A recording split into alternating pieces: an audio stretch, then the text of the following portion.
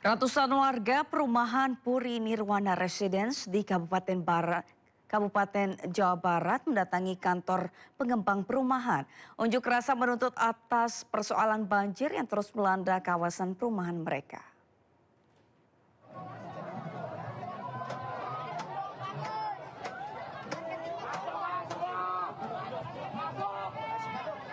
Ratusan warga perumahan Puri Nirwana Residen yang berada di Desa Sukaraya, Kecamatan Karangbahagia, Kabupaten Bekasi, Jawa Barat berunjuk rasa di depan kantor pengembang.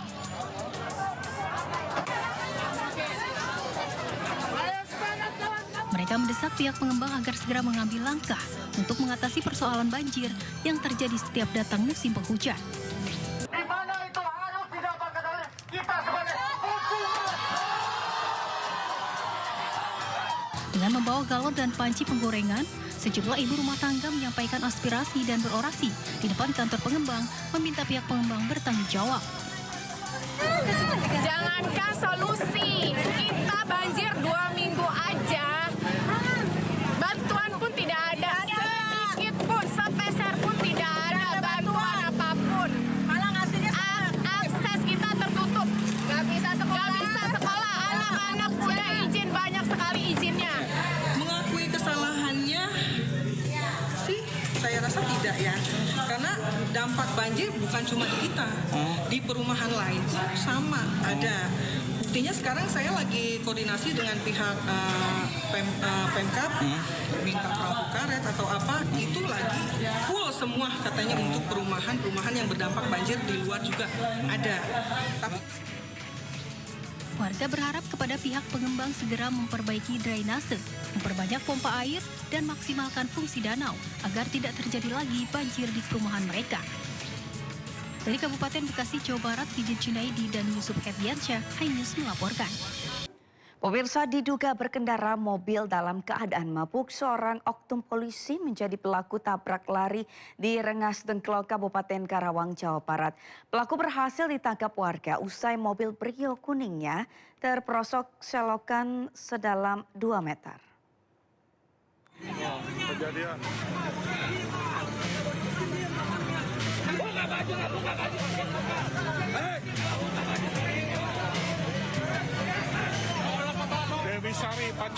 Seorang pengemudi mobil digiring dan nyaris dihakimi massa karena menabrak sejumlah pengendara motor dan pejalan kaki di Rengas Dengklok Selatan, Kabupaten Karawang, Jawa Barat. Usai menabrak, pelaku berupaya kabur dan dikejar warga. Pelaku akhirnya tertangkap setelah mobilnya kendarai kehilangan kendali hingga akhirnya terperosok ke selokan sedalam 2 meter.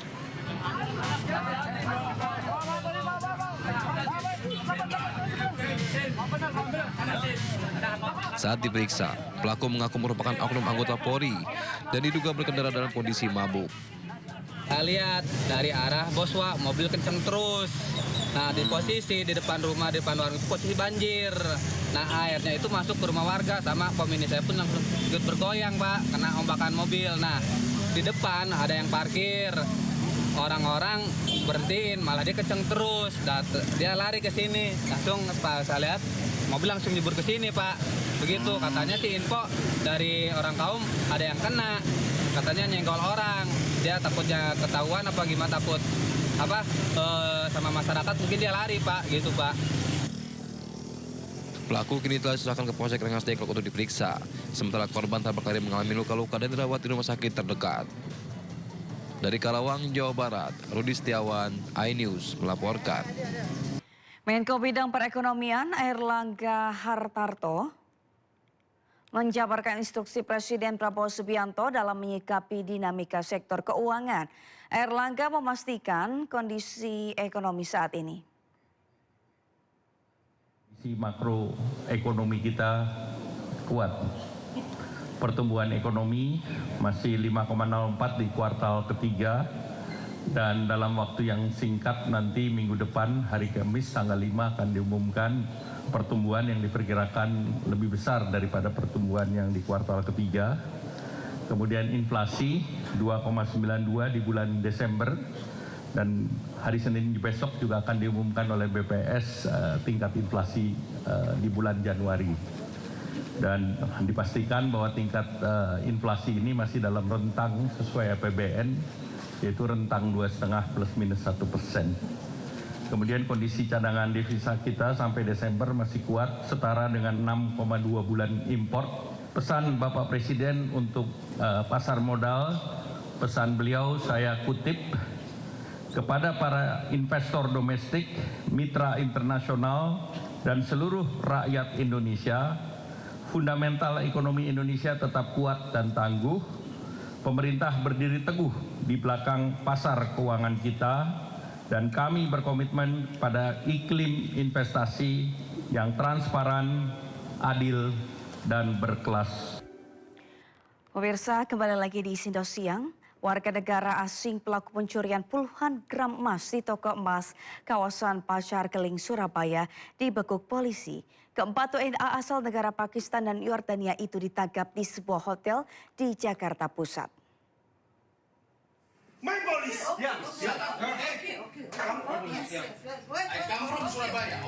Unit Resmob Satreskrim Polrestabes Surabaya berhasil membekuk 4 komplotan pencuri toko emas di sebuah hotel di Jakarta.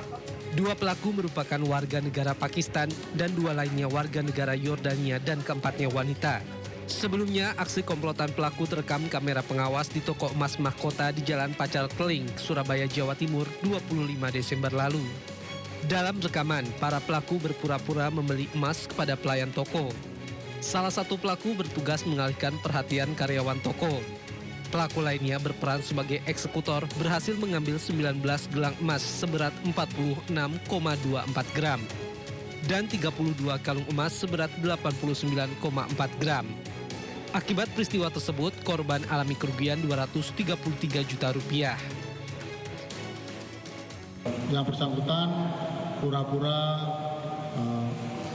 membeli emas, kemudian melihat-lihat emas tersebut, petugas atau pegawainya diminta untuk mengeluarkan emas di dalam etalase, dilihat, kemudian satu orang dari keempat pelaku itu pura-pura mau melakukan pembayaran di kasir, sedangkan saat pegawai melayani satu pelaku, kemudian yang 3 langsung mengambil emas yang dikeluarkan di luar. Polisi masih terus mendalami kemungkinan adanya jaringan kejahatan serupa di wilayah lain dan ada dugaan para pelaku ini merupakan sindikat pencurian emas lintas negara. Dari Surabaya, Jawa Timur, Sony Hermawan, iNews melaporkan.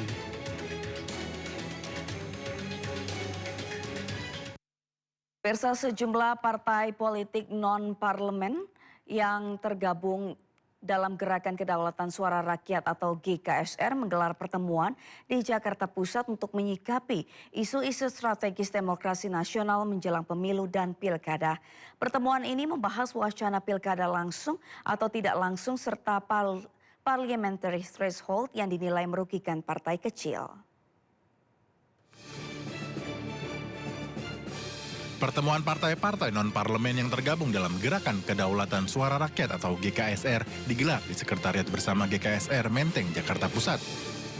Sejumlah pimpinan partai politik hadir, diantaranya Ketua Umum Partai Hanura, Osman Sabtaodang, Ketua Umum Partai Perindo, Angela Tanusudibio, Ketua Umum Partai Buruh, Said Iqbal, Ketua Umum Partai Umat, Ridho Rahmadi, serta Ketua Umum Partai Bulan Bintang, Gugum Ridho Putra.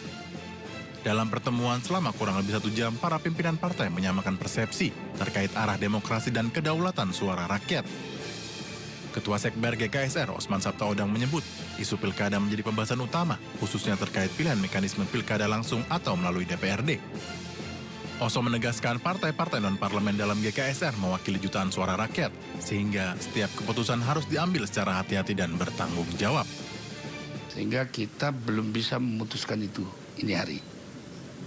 Tapi insya Allah dalam waktu secepatnya kita akan mengumumkan sikap kita sebagai partai non-parlemen yang akan memperjuangkan kepentingan bangsa Indonesia seperti partai-partai lain yang ada. Sementara itu, Sekretaris Jenderal Partai Perindo Ferry Kurnia Rizkiansyah menegaskan Hasil pertemuan akan ditindaklanjuti melalui pembahasan lebih mendalam di tingkat badan pekerja partai. Apalagi kan isu pilkada ini bukan isu pusat, tapi isu daerah.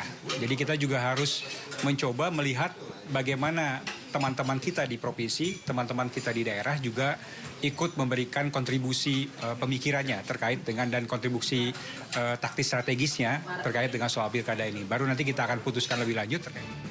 Hasil kajian yang disepakati tidak hanya akan disampaikan ke publik, namun juga akan dikomunikasikan kepada para pemangku kepentingan termasuk DPR dan pemerintah. Dari Jakarta, Stephen Patinama, Pandu Prio iNews melaporkan.